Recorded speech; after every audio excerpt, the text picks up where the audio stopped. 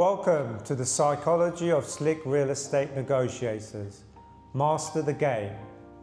Want to know how agents and investors close real estate deals without dropping the price? It's not magic, it's not luck, it's psychology. In this video, I'm going to break down the 4 main points of negotiation techniques used by the best deal makers in real estate, backed by human psychology and sharpened in Dubai market.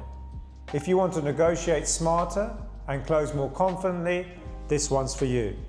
So, number 1, control the frame. Shift the power.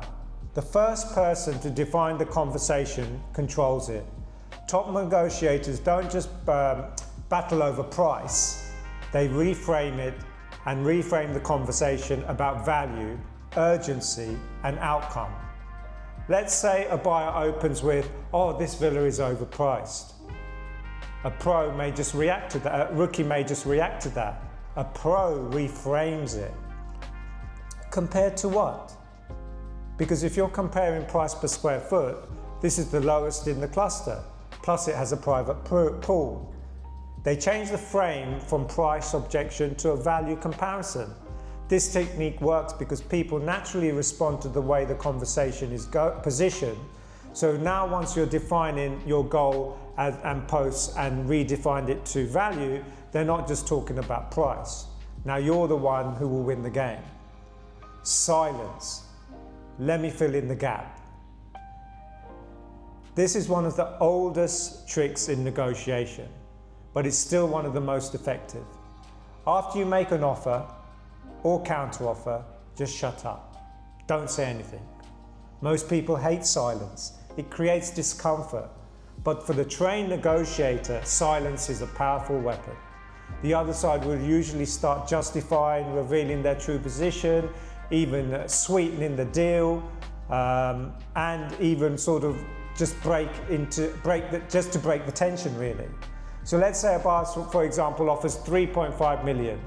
You counter with 3.75 and say nothing. So we're confident that in this way the right number is given the right sales. Then pause, say nothing, let the silence work. They may respond with, okay, maybe we can do 3.7 million. But you can see the discomfort that people have when you are silent because they feel like you've said something and it's their turn to say something in return. So if they say silent as well, then you have a battle of silence, which is sometimes has happened with myself, and it is quite funny. But then you know you're dealing with an expert negotiator on the other end. So game on. Anchoring. Set the benchmark first. Anchoring was one of the most powerful psychological techniques in any negotiation, and here's how it works. The first number on the table becomes the anchor. Everything else revolves around it. So if you're selling your property and set the target price high or counter, everything that counters off it feels like a discount. If you set it low, everything that you raise from it is a win from the other side's point of view. So if you're selling a 1-bed property, say in downtown Dubai, and recent sales from that were about 2.1, 2.2. We're pricing that 1-bed at about 2.25 because it's a higher level and it's fully furnished.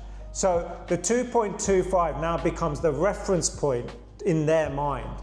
So even when they're planning to offer 2 million, they're not negotiating up, but they're coming down from the anchor, from their own perception. So therefore, it looks like value to them. Whereas if you had set the price at 2.2, then they would have started offering at 2.1 and may have never come to 2.2. But because you set the bar higher and that sets the reference point, that brings them closer to that figure in the end. Now, a lot of agents as well, not even agents, but buyers, will try and use that anchoring against you as well. So the property's on at 20 million and they'll start saying stuff like, oh, I think this property's only worth 18 million, or my budget is only 18 million. So therefore lowering your aspirations and thinking that they've only got 18 million, So to get them to 20 million is going to be a high fetch. So you may then go to the seller and start prepping the seller, because what the buyer is doing is he's motivating you to get you to go negotiate on his behalf to get a lower price. But ultimately you need to be true and fair to what the price is worth so that both parties, the buyer and the seller, get a good deal. Now, point number 4, leverage trust, momentum, and build influence over time. How is that?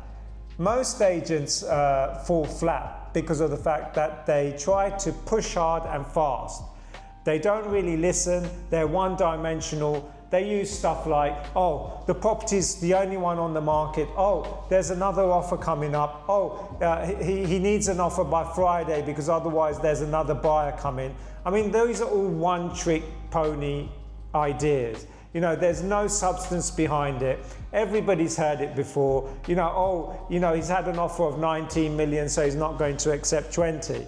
You know, if you're going to use those tactics, yes, they may work 1 out of 100 times, but ultimately you're not going to have any credibility and you're not going to be able to negotiate a deal because nobody's really going to trust you.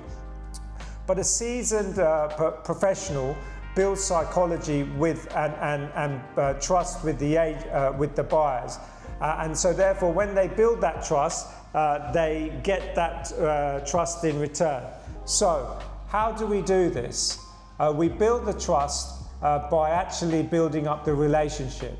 So when they show sort of transparency, responsiveness, and solution-focused replies to the buyer and also the seller, then in return that builds the ability for the buyer and also the seller to trust you. Now, how do you build this trust?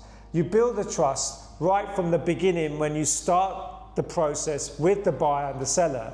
How? By responding quickly and professionally, offering helpful options without pushing, remembering personal details and using them respectfully, following through on small promises like I'll get you this information by 6 o'clock. So by acting professionally and saying and doing what you said you're going to do, that adds credibility and adds trust, so that when you come to do the larger negotiation, you've already got rapport and they're more likely to listen to you and deal with you on a one-to-one basis, as opposed to sort of you trying to negotiate off the bat with none of those things in place.